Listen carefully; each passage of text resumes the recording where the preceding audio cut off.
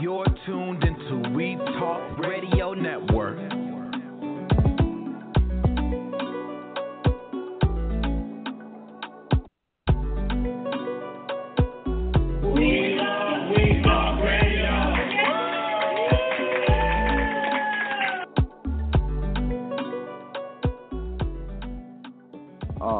So back on your business, like what's next for you? What's next for you? Is there any new business, major changes, or future plans? Right now, aside from, so I still have the staffing company that's running on its own. I have a small team there. My career coaching, so In Charge Career Consulting is aside from Audition. And so that's my personal brand. There's a difference between the two.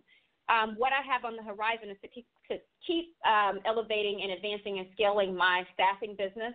And I guess I'll tell you about that later. But then also with my coaching company, aside from the long-term strategic career coaching and the employee to entrepreneur consulting packages that I currently have, along with, the many coaching sessions that I provide and the business planning that I do, I currently provide 5 different one-on-one leadership courses during private coaching sessions. And by the end of this year, I plan to have everything automated outside of becoming digital.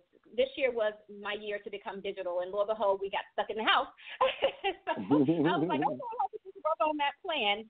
But I want to have everything automated. I want to have the leadership courses up so to where, you don't have to schedule an appointment with me one-on-one. You can just go online and click that service, download it, and then you can kind of self-pay.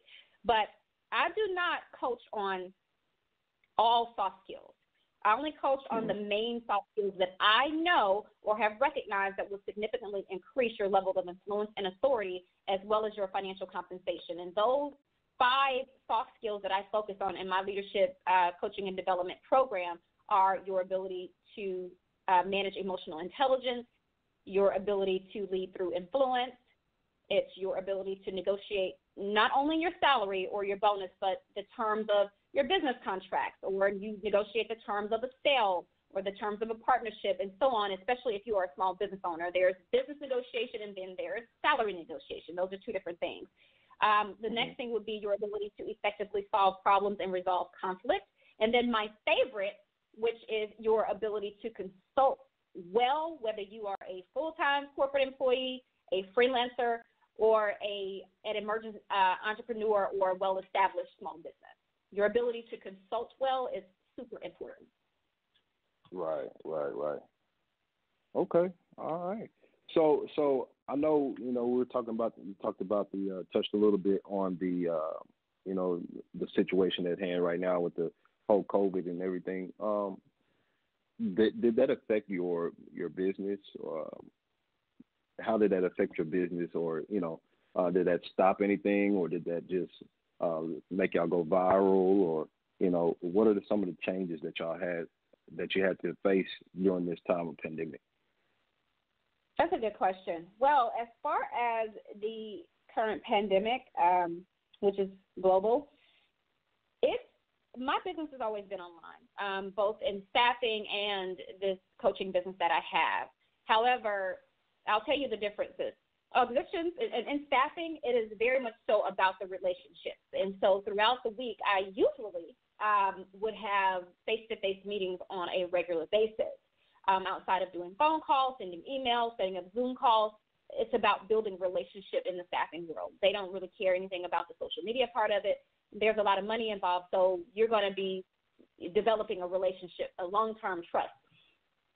On the coaching side, it's always been online. I've always coached, via Zoom or via phone call, and that business didn't really get affected in a negative way. I'll tell you this, in the staffing world, especially during the first 7 months of this year, when COVID really started to take impact and, most companies started to literally go in and ask their employees, hey, do you mind taking a pay cut or reduction in pay or a reduction in hours? Of course, most people say, hey, I'll take the reduction in hours because it's harder to get your money back once it's gone. Oh, yeah. But with that, Yeah, they were asking that, and I knew it was going to start taking a toll on my business because we serve corporations and we serve professionals, whether they are contractors or full-time employees. But when they started, it started out with the hospitals of them actually asking the healthcare professionals, the frontline professionals, would they take a pay cut because they needed the money.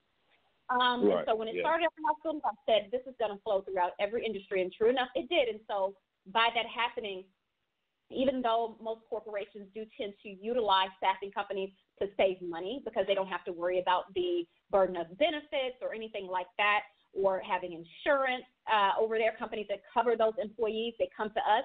They were coming and trying to negotiate down on contracts, whereas, we have an average market rate that most staffing companies will charge our corporate clients, and they were trying to, let's say, for instance, you want to hire someone who makes $130,000 a year. Well, let's say the going rate for that in most markets is going to be a 25% cut, what we make off of that. If you're trying to come in and say, hey, can you staff them for 15%, that's presenting a problem because now that is well below the worth of my time. As far as I'm giving you my time, I'm giving you my team's time, I need to be able to make a profit, pay them, make sure that I'm able to pay the benefits. And if I'm sending someone out who is full-time, I need to make sure paperwork is covered, the benefits are covered, the insurance is covered, so on and so forth. So it became a little bit of a problem there.